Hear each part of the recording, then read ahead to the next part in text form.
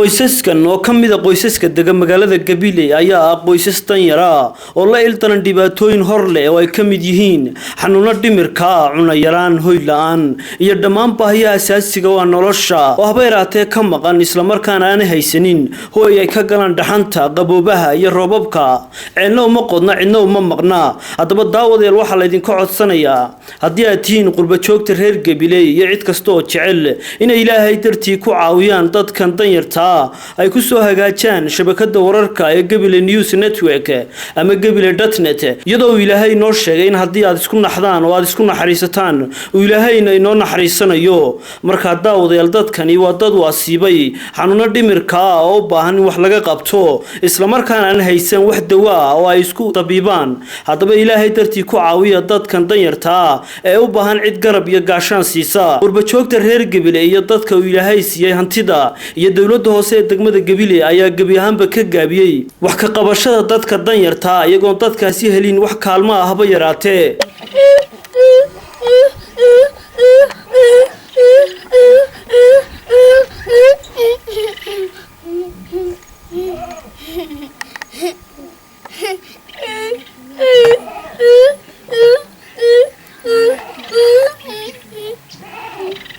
الحمد لله رب العالمين والصلاة والسلام على رسول الله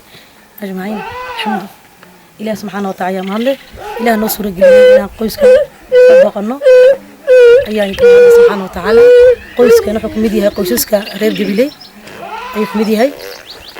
قيسك نحكم كوبية تدبقف أيك كوبيهن أبهود وحريني وحنصنا يا إن أنت يا حنصنا سا أركنا حدثنا وحنصنا سا هذا اللي هو جمله يقدنا قاعدك تهيل هذين waxay noo warantay inay awoodi kari waayeen waxay dhakhtar ku geeyaan ilmaha yar xanuunsanaysa aabboodna wuxuu xiran yahay muddo bal qaaday nolosha ku nool yihiin Ilaahay subhanahu wa ta'ala ayaa ka waramaya waxaan ogsoonahay oo rasuulkeena nafaray oo ina amray oo rasuulka sallallahu alayhi wasallam rasuulka noo nafaray inaan isku naxariisano Ilaahay oo rasuulku sallallahu alayhi wasallam man la yarham an-nas la yarhamuhu ninkan ummadda u naxariisan Ilaahay subhanahu wa ta'ala uma naxariisto waxa waajib ah inaan dadkeena isgarab taagno كنا جاچيسان كنا جاچونيا كنا حنوسنيا كنا بلا هويغا كنا هويغا هيسن ان اسغري جوجسنو ايا واجبه marka aad iyo aad u jeclaysanayna dadkeena asgari joogsano. Salaam Allahi alaykum wa rahmatuhu ta'ala wa barakatuh. Halkan joognaa waa magaalada Gabiley bartankeedii waxaanu soo booqanay anagoo hormuud u ah jamciyatul birri limusaacadati almasaakin fi madinati Gabiley ayaa waxaanu soo booqanay qoyskan oo kamid ah danyarta magaalada Gabiley. qoyskan wuxuu ka kooban yahay laba qof waa hooyadeed halgan Hiirad Maxamed iyo gabadhan walaasheena xanuunsanaysa agteeda joogteed arkaysaan oo magaceeda magaceega la yiraahdo Farax Daawud Farax insha Allah ta'ala waxaan rajaynaynaa walaalaha muslimiinta inay biidnillahi ta'ala wax ku soo taraan waayo dadka wanaagsan ee Ilaahay subhanahu wa ta'ala uu adduunka siiyay waxa uu haboon inay walaalahooda ogaadaan oo walaalahooda aan baahan in waxba haysan ay wax la ogaadaan biidnillahi ta'ala waxaan rajaynaynaa in intan maanta wixii ka dambeeya biidnillahi in la soo caawiyo ayaanu rajaynaynaa qoyskan labada qof ka kooban ee guryahooda aad aragteen oo arkaysaan barada iyo meesha ay galaan biidnillahi waxaan rajaynaynaa walaalayaal in wax lagu talo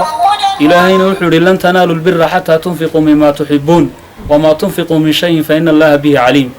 قاري ميسان وناقي يسمى فل إلا أد بحسان وحاج عشين وحمد بحسان إلا إله سبحانه وتعالى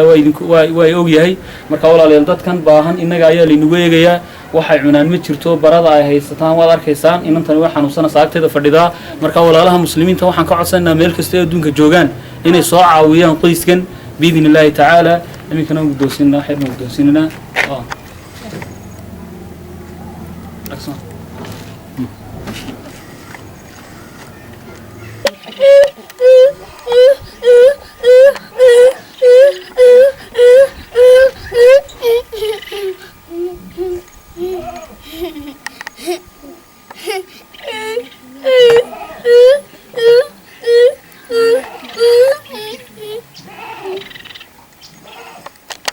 وجعفر عويل هرري شبكة wararka Gabiley News Network magaalada Gabiley.